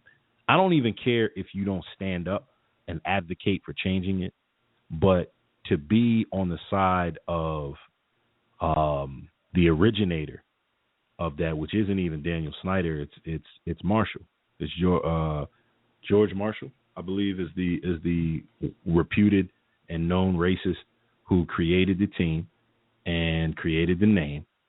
And the history, see, it would be something different if it was just a name in and of itself. But if you know the team history and you know the original owner of the team, he is a notorious racist. Like it's not even a question of whether his motivations were at some level racist, because he didn't care about Native American people. He was blatantly racist against black people, blatantly racist against Asian people, blatantly racist against Native Americans. That's known fact. That's documented. So that's the history of the team. That's the team history. So coming from that and understanding who he was and what he was about, you already know what the name was. So now when I look at California, I think that this is just, it's high time that someone took a stand, and the state of California is taking that. And then you have Daniel Snyder, who's fighting because at some level he wants to endear himself to the Washington fan base, because he hasn't been able to do that through the years of owning the team. So he's figuring that if I take a stand with the people, it'll somehow pan out. He's not taking a temperature of society overall. He's being caught up by a few people who support the team emotionally and are ignoring the social implications and wrongs of that name. Because you have people that are so emotional about their sports that they'll ignore the wrongs behind that name to support the team that they grew up loving. Mm-hmm. So that's where this all comes from. And that's why, to me, California, salute. I don't know whether you're doing it because it's politically the correct thing to do, or, someone has a heart and some morals. I do have a problem with political correctness, but at the War Room, we've stood on this subject for a long time and talked about it for a long time and caught flack for it for a long time. That name got to go. It's the same as having Washington niggers. It's the same thing. When I think about this, right, and I understand about the whole political correctness, and it's sort of like it's kind of in style to be a weirdo right now, right? So True. You have people who are genuine weirdos, but then you have people who want to fit in, so they pretend to be a weirdo when they're really not a weirdo. True. And I see that politically all the time, in the sense that we've went so far in terms of political correctness that some people try to go against that, even if they really don't feel that way. They want to go against that and go against being politically correct, and they could go one way. They can go Donald Trump, where they take it way too far. Or they could pick one specific issue, say like this with Daniel Snyder. You know what I mean? It's like he tries to come off as if he's fighting against political correctness, the same way a Donald Trump does. But sometimes I don't even know if that's genuine. You know what I mean? So it's hard to say what's genuine and what isn't genuine. You just know what's in someone's heart, which we don't know. But I do see this from time to time, where I see people, specifically on social media, take stands. The political correctness is this, but you're being phony in saying some of the things you're saying, because you really don't feel that way. You just want to go against political correctness. Like it's weird, man. But at the end of the day, my biggest issue with this whole team thing, this whole Redskins thing, is I think that as time goes on, when we look back at this, he's gonna disgrace his ownership because of it. And I mean, he has to think that's a possibility. He's not a dumb guy. But I think that's what's going to happen, man. History will tell a completely different story than what's being told now. So we'll see what happens, man. Salute to California for what they did. I know B. Austin says he needs more information to give you a salute, but I'm saluting you right now. B. Austin, one of the other biggest stories of the week is your homie, Lamar Odom, who's improving. He has Chloe right by his side. The divorce was called off. They said James Harden got put on hold. And I saw the funniest meme. It says that Lamar Odom is the first person to get his chick back by using prostitutes and coke. So, the biggest thing to me that I find before we even elaborate on this, I just want to throw this out You there. should be ashamed of yourself, the way you carry yourself. Now, you can take your pick as to who that applies to. Who's that going to? Yeah, that could be any number. Yo, James Harden, the beard, you lost your piece to a crackhead. Lamar Odom, now that you're recovering and from your deathbed, and I hope that recovery continues. And God bless you, young man. I was pulling for you. This, your whole story made me very, very sad, because I see you in a positive light. But now that you are getting better, we can get back to business.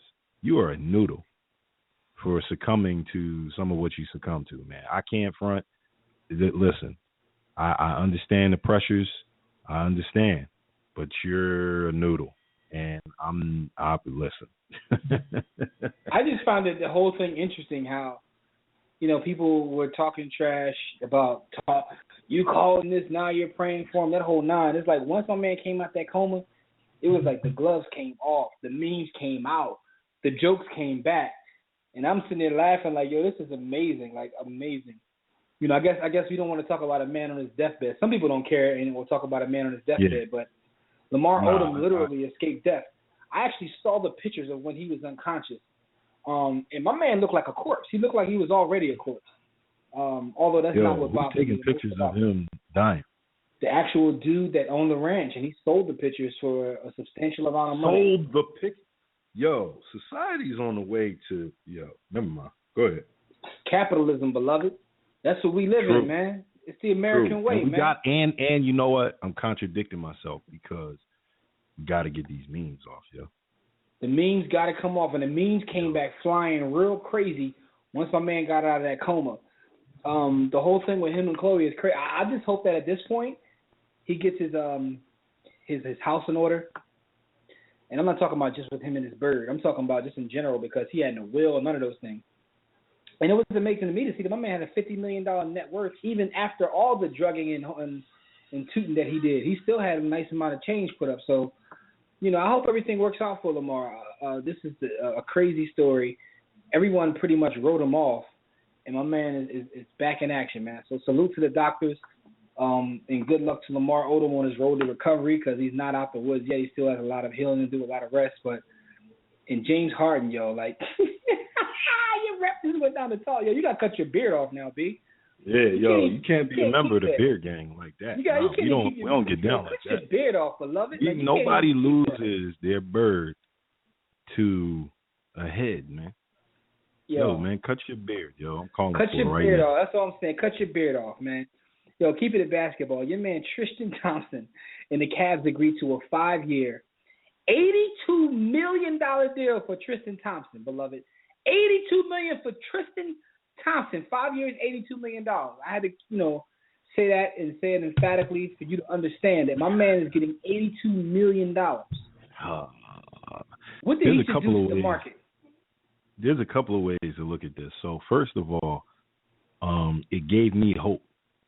It gave me hope because I realized that I am better at what I do than Tristan Thompson is at what he does. So there's no way that $1 million payday isn't headed my way. Like, there's just no way. It's not possible.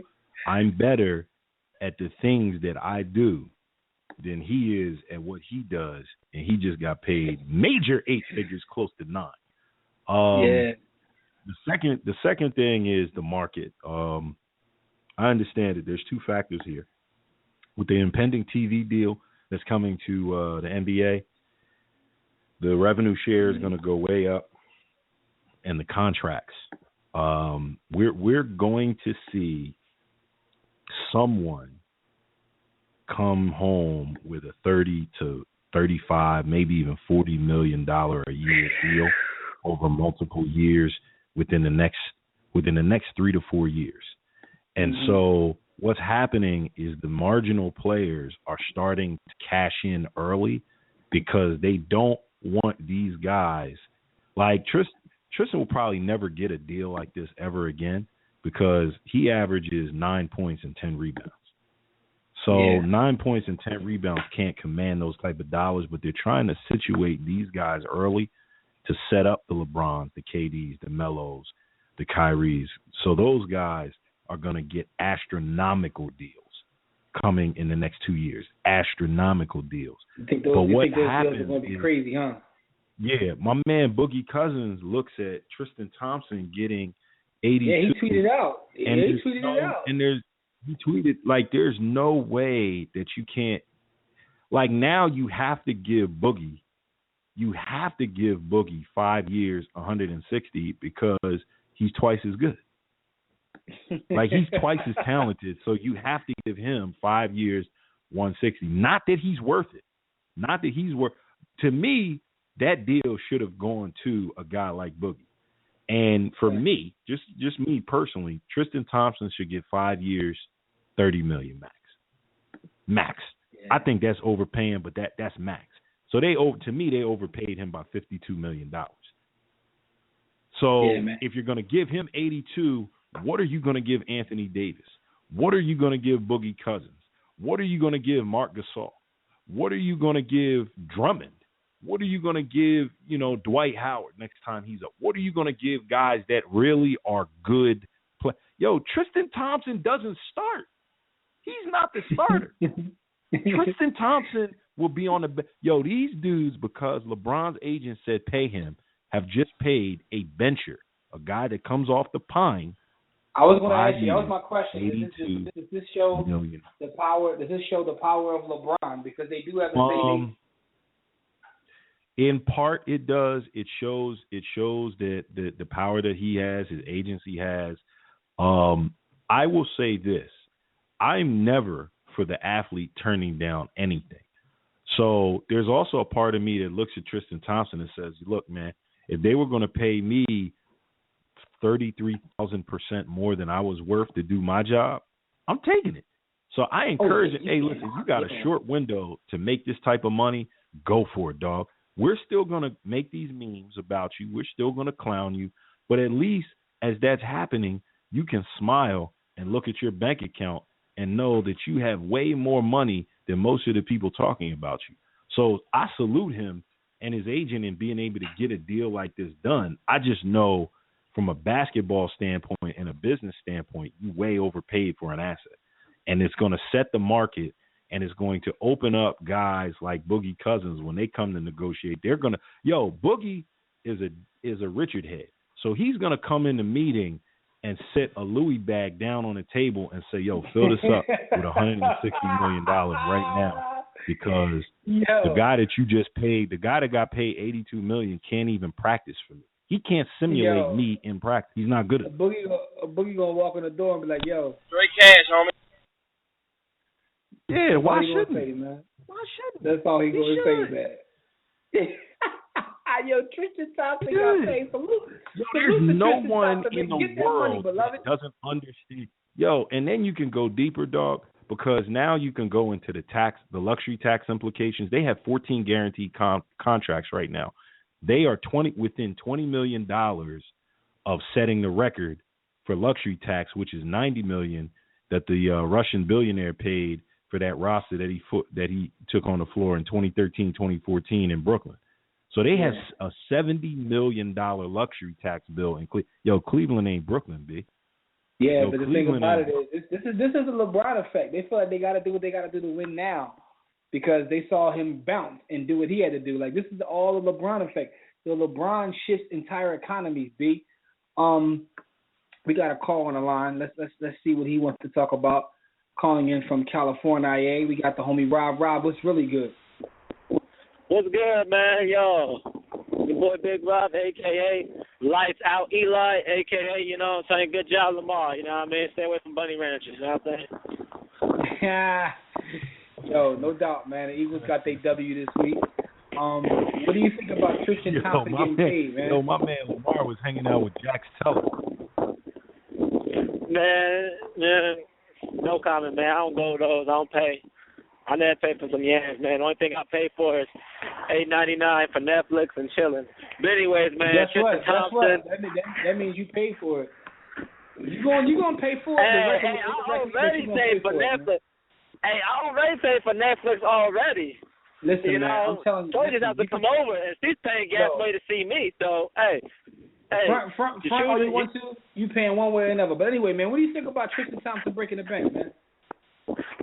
Man, this is changing the NBA, man. I mean, dudes, I think because I don't know. I think it was Reggie Miller and somebody else, I think it was Kenny. No, Kenny was having an argument with one of them, and he said it best years ago. He said it. The problem today is NBA players are coming in the NBA, and they can basically only do one thing good, which is back in the day you had to do multiple things good. You know, you didn't have that too many one-dimensional players. So so now basically what you're saying, Rob, is they're overpaying for an inferior product. Yes, somebody's one-dimensional. But now, to argue that, Rob, whose fault is that? If I know that I can focus on one aspect of my game, shout out to the God Dennis Rodman, why would I do anything else if I know I can get paid? The thing about it is the owners create this mess all the time, and then we end up, with a lockout. The owners do this. It's not the players' fault. You can't knock the players for getting paid. I mean, but do you blame also the scheme? Like, because it depends on the scheme too. Because, like you said, Dennis Rodman, for them, for the bad boys, they were just rough and tumble players. They weren't like It's two things, Rob. Not to cut you off, but Jimmy threw that name out there. That's not fair because Rodman did way more than one thing well. He just didn't score. Here's my point. He played defense as well as rebounding. I think that more players should take that approach in terms of Dennis Rodman and Ben Wallace. But that's a whole nother argument. My point was, even if we stick with your argument in terms of players being able to do one thing, it's not their fault they're getting paid this way. The owners create this mess all the time. It's their fault. That's true. I totally do you want to play Jimmy, like Tristan and say, no, keep that bread? I ain't worth that. Jimmy, you are absolutely correct. It's 90% ownership's fault. 90% is ownership. So where's the other 10% fault, B. Austin? Just the rest of the world being willing to accept mediocrity, being willing. Hold on, real quick before we finish that, Rob. It sounds like you out in the world looking for somebody to have Netflix and chill with. So before we get you out of here, who you got in the Eagles game this week, man? If the Eagles do not win this game, B. Austin's gonna have it. They'll win this game, and Cam Newton plays looks like an elite quarterback. B. Austin will have a stroke. So I'm gonna hopefully say that the Eagles gonna win this game. All you gotta do is, stop the running game. That's all they gotta do. We need a new quarterback. Put Sanchez in. Put Sanchez in because, I don't know why, but the Eagles play good against the Giants, and I hope y'all catch the 95 back to where y'all came from, New Yorkers. That's all I got to say. All right, Rob. Take it easy, good brother. All right, peace, man. Peace. Now, B. Austin, what were we talking about? You said it's 90% the owner's fault and 10% the rest of the world, I guess. 10% just the willingness to accept the inferiority of the product. Because the fans are still going to the games. We're still buying into the sensationalism of the storylines that the marketers come up with that are in the NBA, that are tied to these franchises, that are tied to the brands, that are tied to the franchise. So there's some culpability that goes around. But if the owners decided, look, Tristan, I love you. You're a good dude. You're a good Christian guy. In good conscience, I can't pay you $82 million, though. It would be wrong. Yeah. It would be wrong. They've got to do that. And then they're going to get mad at some point when negotiations happen with the Players Association. They're going to bring deals like this up. But they made the deals. They agreed to them, so it's their fault. It's their fault. Yeah, you don't sign a backup. You don't sign 9 points and 10 rebounds to this deal. And then you got White Moses in front of him who has to start. There's no way that you can start Tristan over him. He has to start. So now what does that mean? What does Varejao get? What is this? What are the implications of this, man? And you know what? LeBron is a little bit of I respect his business acumen in the sense that they're empowering themselves, but LeBron can't complain about not having any help because he's forcing the issue by paying these bums or trying to get these bums paid and taking up roster space. He knows what he's doing. But now, with all that being said, my last point on this is there's still an opportunity for him to get better.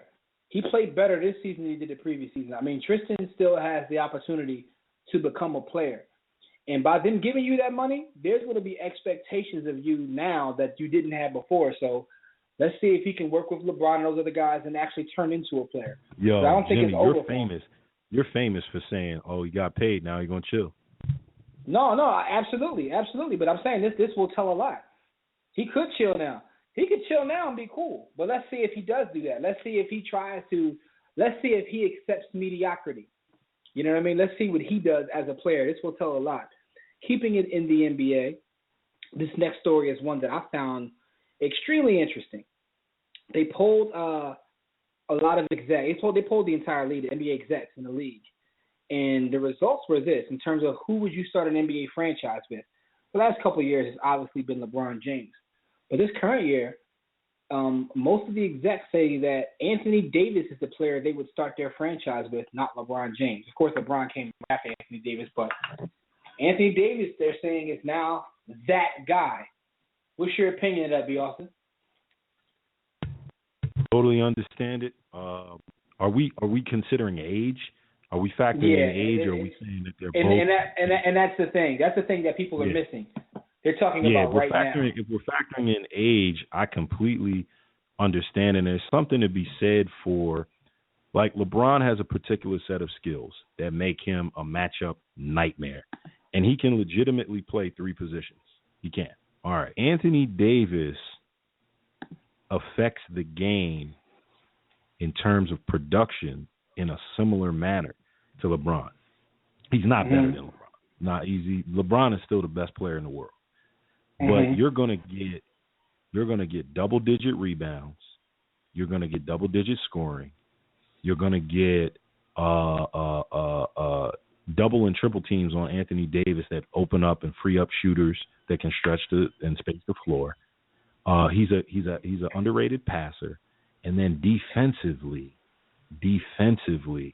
you have a guy that can obviously protect the paint and protect the rim.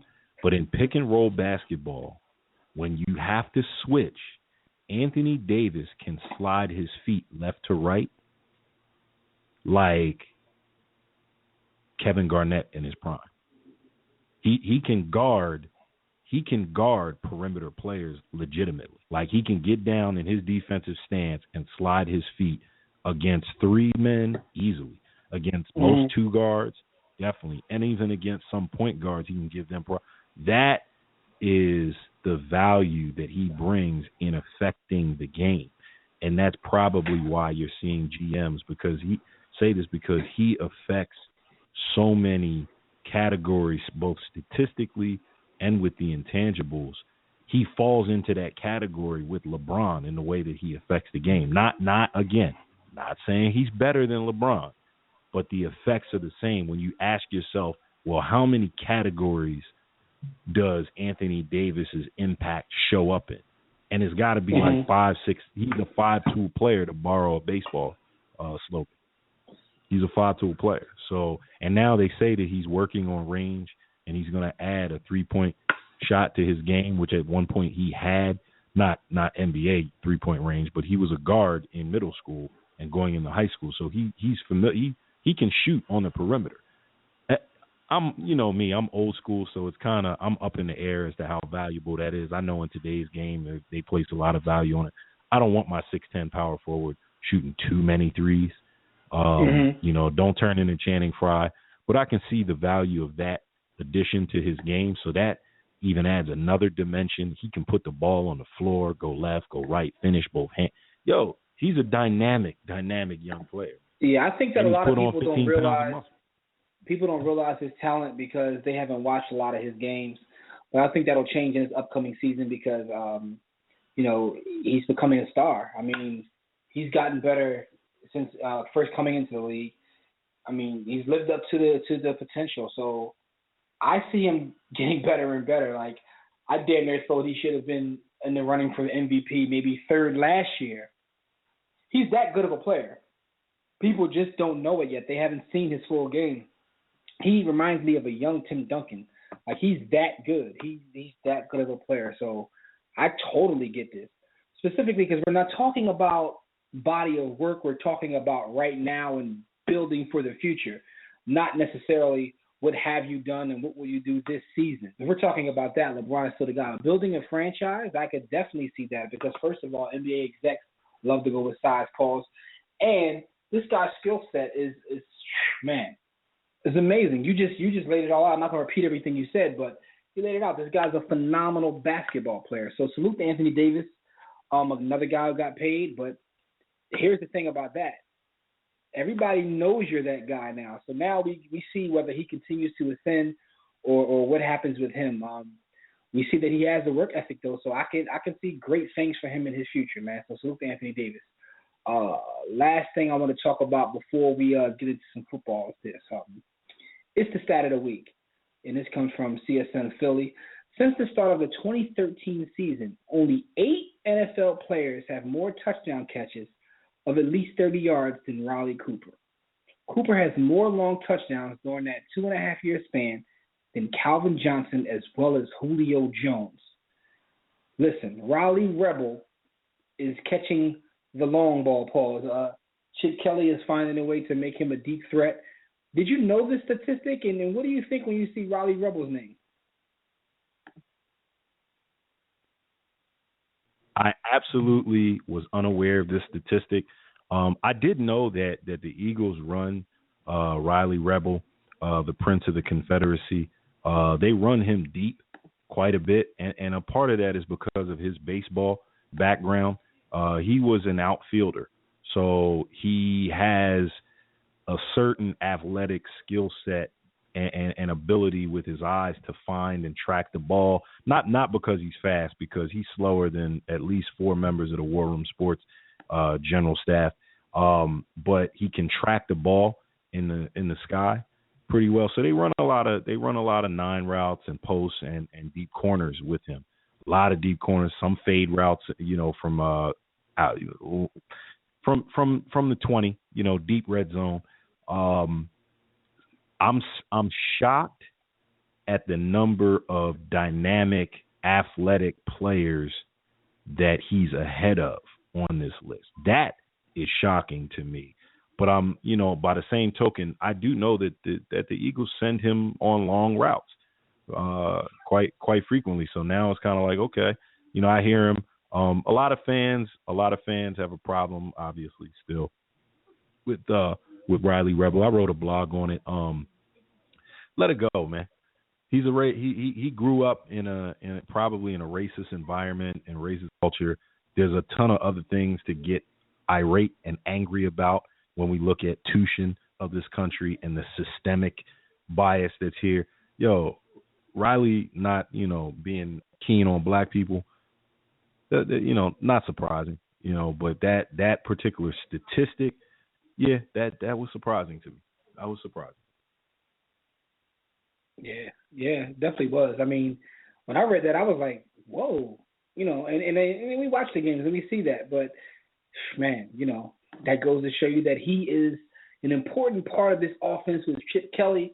And some of the rumors we heard about Chip Kelly let me shut up. Anyway, man, before we get into our football talk, B. Austin, tell the people how they can get in touch with us, good brother.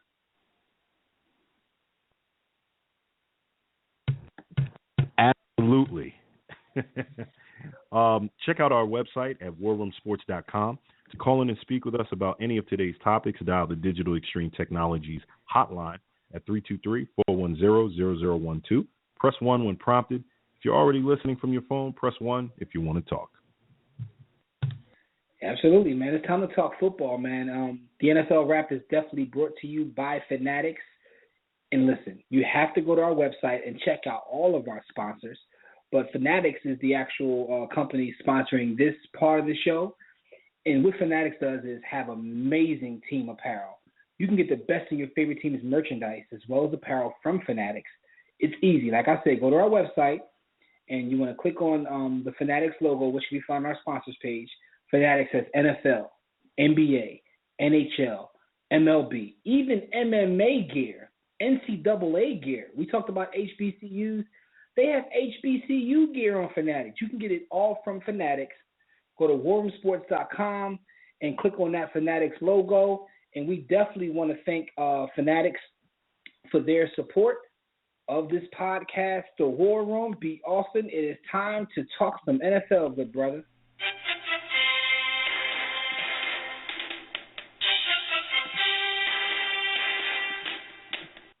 Yo, first story is this, man. I don't know how many of yos out there follow the actual War Room Sports on IG, but the company's post was funny today. You know, a little TBT, little Throwback Thursday.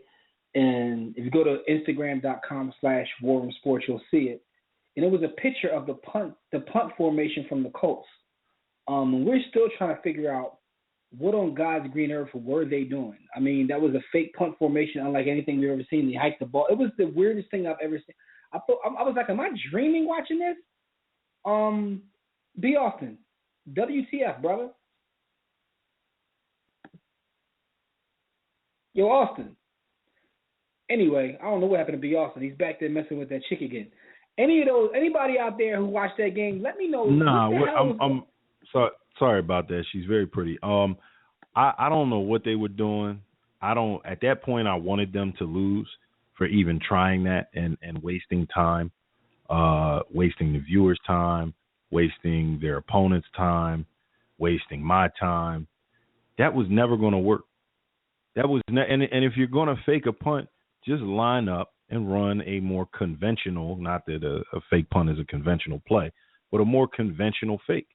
Throw it to one of the gunners.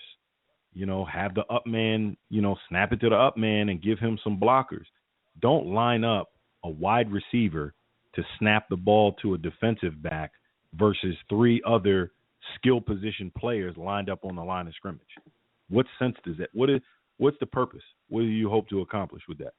I guess they thought they would be able to throw the ball out on like a bubble screen to the right, out behind the lineman. I don't know I couldn't tell. I don't know.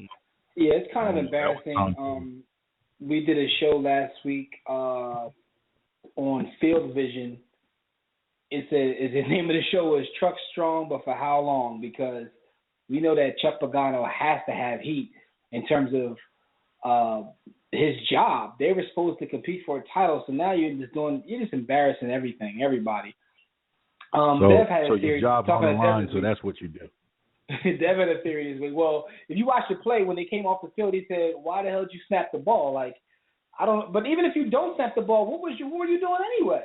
I was talking to Dev this week. He had a theory that the Patriots have, dominated and used trick plays and messed with people's heads so much that now people feel the need to react and try to do the same, and they end up looking like clowns themselves. So I don't know if that's it. I don't know what it is, man. I really can't call it, but that was one of the funniest things, and that'll go down as like one of the pictures from this season that we will remember, regardless of what happens the rest of the season. That was a total embarrassment, to everything, man. So salute to the Colts for giving us that great image. The Monday night game this past week was terrible.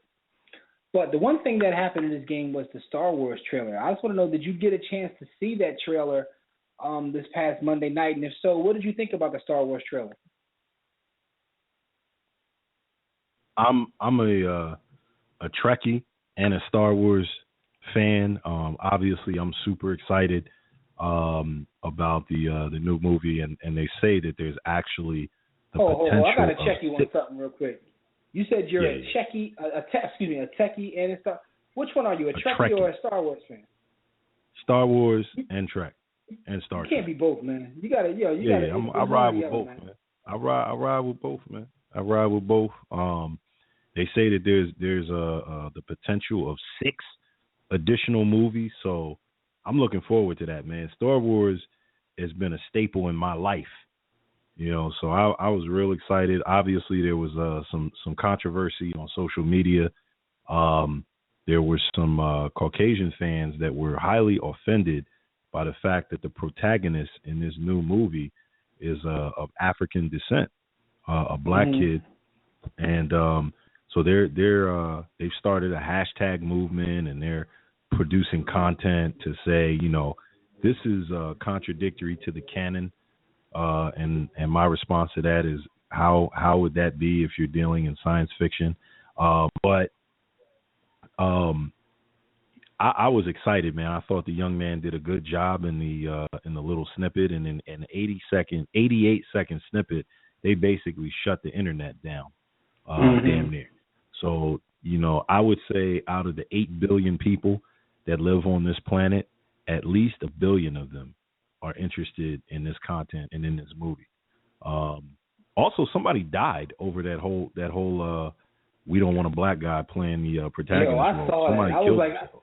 I saw that. Yeah. I'm like, really? Like, Yo, and you making y'all kill yourself, man? In the words I of hope my that's homie, man, not let's true. be honest here.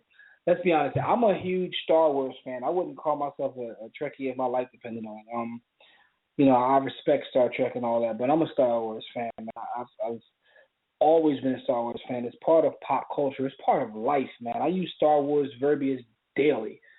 I thought the trailer was amazing. Yeah, Star Wars is life, definitely. I was fired up, and I actually got excited to see a black man in that kind of role in Star Wars because, we had Lando Calrissian, who Billy D. Williams. Yeah, but my man was in space with a conch in his hair, so I'm just trying to figure out, like, is that what we're gonna be?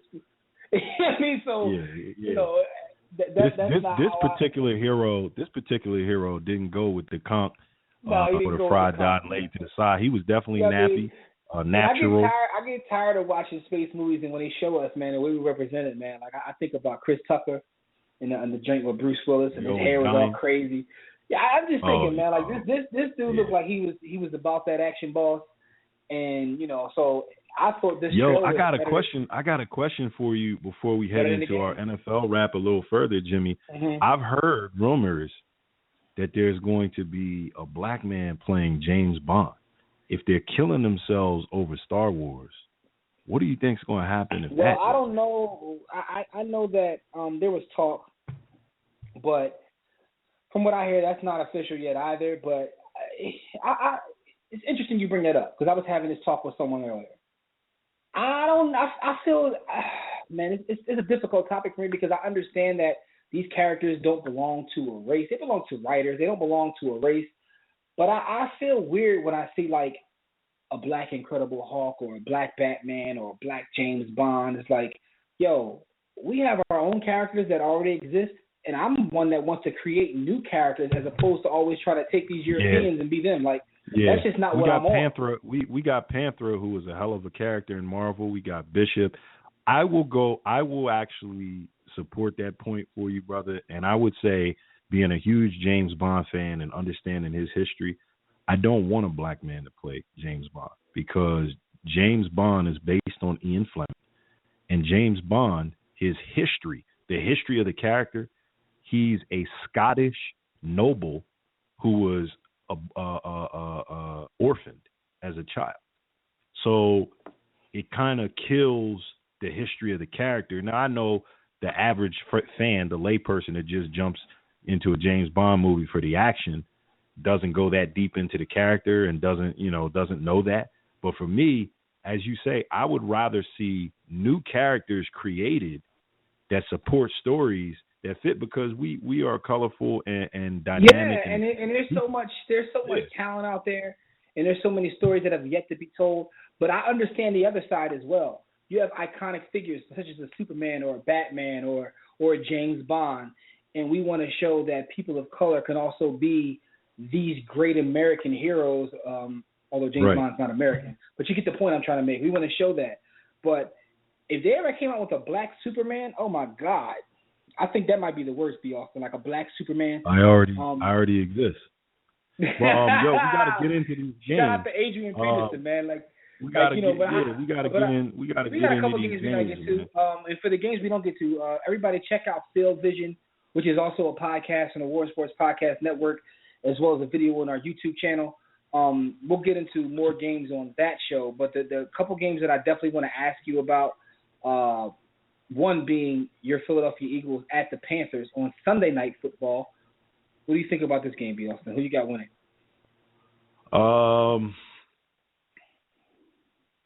I'm going to pick Cameron Newton and the Panthers beating my Eagles because I'm not confident that the Eagles can score points the way they did before Chip Kelly, a.k.a. Winnie the Pooh, got rid of all of that dynamic, quick-twitch athlete talent that he had, and Nick Foles. You know, there was a time when the Eagles could throw up 35 easy. They could get to 40 easy. Right now, the way the offense looks, the lower the score is, the more it favors Cam Newton and the Panthers. And I don't think that we can score. Like 27 for us is a lot of points right now. 27 is a lot of points. You know, so normally we're around 20, 21, 22, 23. Yo, the Panthers can beat us there. You know, now if our defense shows up and we're staunch against the run, Olsen is a dynamic tight end, but I'm confident. That's my man G-Reg from the third floor back at the U. G-Reg, my drawers, let us see my third leg. I'm a fault. I know Olsen's bars, but go ahead though. Yo, so I'm confident that our secondary is a decent matchup. Walter Thurmond and Malcolm Jenkins versus Olsen and those receivers. But that running game, it all depends on us being able to stop that running game, and Cam Newton is the X factor. He is truly the X factor in this game. So I'm going to go with the Panthers. What's up next? Or what are your thoughts? Well, my thoughts on that game is I think the Panthers are playing good football right now. The Eagles still haven't seemed to get it together. Eagles, I'll tell you what, they're difficult to watch. They're just difficult to watch. Like, those 3-and-outs drive me up the wall. Maybe I'm too much of a traditionalist and I think like Bill Parcells in terms of time of possession and things, but yo, they're very difficult for me to watch. No, you're not, because the bottom line is if my defense has to take 80 snaps, then they're going to get tired and they're going to lose. I don't care how much conditioning you focus on. You have to control the ball, not just to score, but to give your defense an opportunity to stop the other team from scoring, and we don't do that. Our defense played against the Giants. Our offense looked the same. It looked terrible. And I would say we didn't win that game. We just lost it less than the Giants lost it. The Giants lost it more than we did. So we're 3-3, but we haven't proved anything. And Carolina is the better team.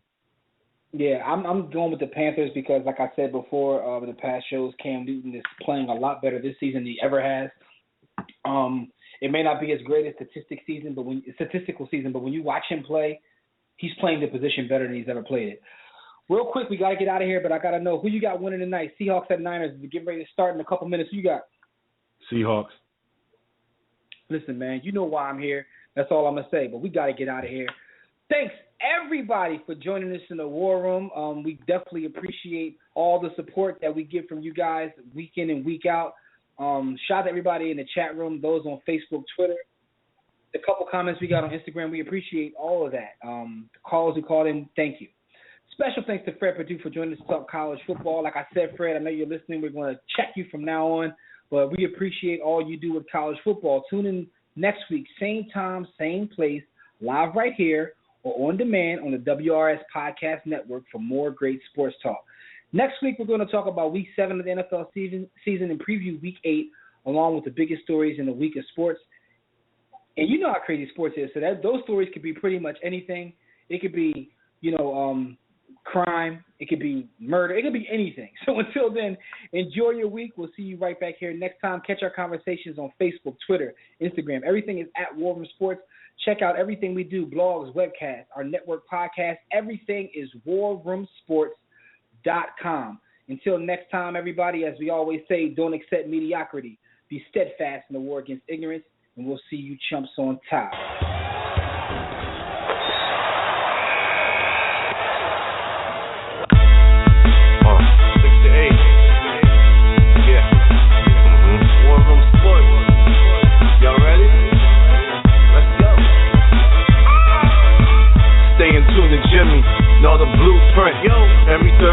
6 to 8, they do this. Shout out to Dev. PJ, B. Austin, Bay on replay. WarRoomSports.com. Get that mobile app. If not, dial 323-1400-12. They be going and you sensitive, then oh well. Physical podcast, let's talk sports. Showtime like magic in the block push. Listen live, push one to join in. Rip your team or listen for your enjoyment. Hip hop dollars, pit stop and knowledge. Should be in sports credits, I ain't talking college. 5 guys, no beef though. Corporate secret, but the streets know. Belafonte, I got a G flow. KC royalty, I'm in beast mode. 2 hours, get your game up. Who's the best in sportscast? You better name us. War Room Sports. Yeah, you know, Jimmy, Dev, TJ, Shot Back, B. Austin. I'm shot. Up and coming on the beat.